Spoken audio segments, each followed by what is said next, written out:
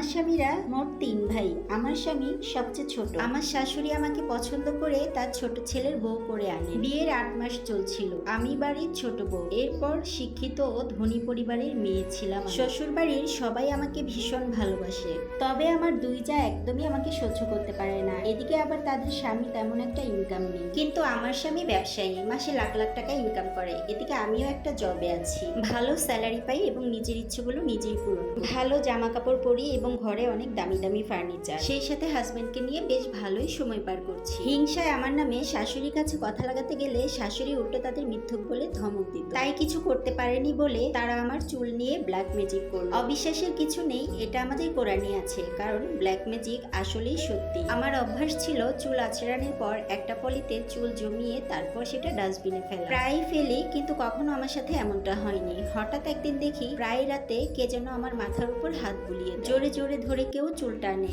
আর drawing রুমে প্রায় রাতে কে যেন হাঁটাহাঁটি করে। আর যখন এগুলো হয় তখন শরীরটা একদম ভারী হয়ে যায়, আমার মাথা ফেটে যাবে এত ভয়ানক ব্যথা শুরু হয়ে যায়। দিন দিন অনেক অসুস্থ হয়ে যাচ্ছি আমি। চেহারা, গায়ের রং, মাথার চুল কিছুই আর আগের মতো নেই। আবার কিন্তু শরীরে তেমন জটিল অসুখও নেই। ডাক্তার বলল বিছানায় মিশে গেছি একদম। এখন আর কাজও করতে পারি না, আর আগের মতো টাকাও ইনকাম করতে পারি না। কোনো কারণ ছাড়াই স্বামী আমার ঘরে আসলে তার সাথে ঝগড়া করতাম, আবার ঝগড়া শেষে হু হু করে কান্নাও করতাম। কোনো কিছুই ভাল লাগছিল না আমার। আর এদিকে আজান শুনলে, কোরআন তিলাওয়াত শুনলে পাগলের মতো করতেছিলাম। এত সব ঘটনা দেখে তখন আমার শাশুড়ি এক লোকের কাছে নিয়ে গেলেন আমাকে। তিনি ছিলেন একজন হাজী। তিনি আমাকে দেখে আমার শাশুড়িকে বলে দিলেন আমার 2 জা আমাকে তাবিজ করেছে। প্রমাণ হিসেবে হুজুর আমার শাশুড়িকে বললেন আপনার বড় বউয়ের ঘরে আপনার ছোট বউয়ের একটি শাড়ি আছে, আর ওই শাড়িটা অর্ধেক পরা, আর এই শাড়িটা একটু একটু করে প্রতিদিন বড় এবং মেজ বউ রাতে পরায়, আর তখন আপনার ছোট বউ অনেক শর্টফট করে। আর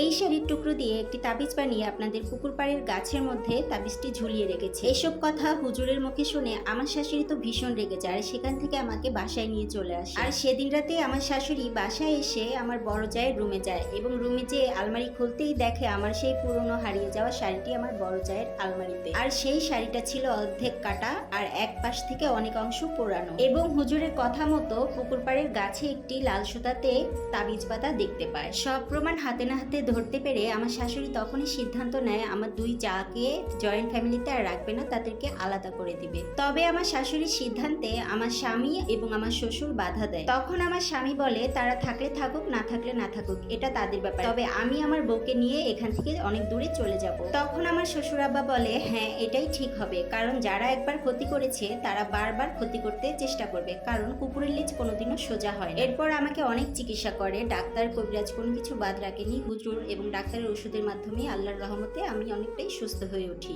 আল্লাহর রহমতে বেশ আগে থেকে অনেকটাই সুস্থ আছি। এরপর আমার স্বামী এবং শ্বশুরের সিদ্ধান্তে বর্তমানে আমরা ঢাকা থাকছি। আমার শ্বশুর বাড়ি চিটাগং। শ্বশুর শাশুড়ি মাঝে মধ্যেই বেড়াতে আসে এখানে। আমার স্বামীর সাথে তাদের 2 ভাইয়ের এখন কোনো যোগাযোগ নেই। বরাবরের মতো যেটা হয়, তারা তাদের বউর কথাই বিশ্বাস করেছে। তাদের 2 বউ তাদের স্বামীদের কাছে গিয়ে অনেক কান্নাকাটি করেছে, আর বলেছে তারা নাকি এসব কিছুই করেনি। আমি নাকি তাদের আলমারিতে গিয়ে আমার নিজের শাড়ি পুড়ে রেখে এসেছি।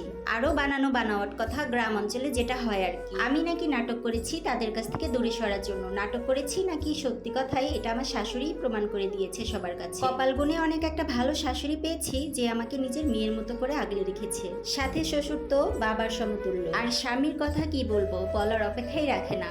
অনেক ভাগ্য করে এমন একজন স্বামী পেয়েছি। আর আজকের এই গল্পটি লিখে পাঠিয়েছে রত্না চৌধুরী নামের একজন আপু চিটাগং থেকে। তো আজকে আপুর লাইফ স্টোরিটা থেকে অনেক কিছু শেখার আছে। আর আপনারা যারা আপনাদের লাইফের স্টোরিটা আমার ভিডিওর মাধ্যমে শেয়ার করতে চান, অবশ্যই তারা অডিও আকারে আমাকে সেন্ড করবেন। তো আজকের ভিডিও আমার এই পর্যন্ত। আমার ভিডিওগুলো যদি ভালো লেগে থাকে তাহলে অবশ্যই লাইক, কমেন্ট, শেয়ার করতে ভুলবেন না। সবাই অনেক বেশি ভালো থাকবেন। আল্লাহ হাফেজ।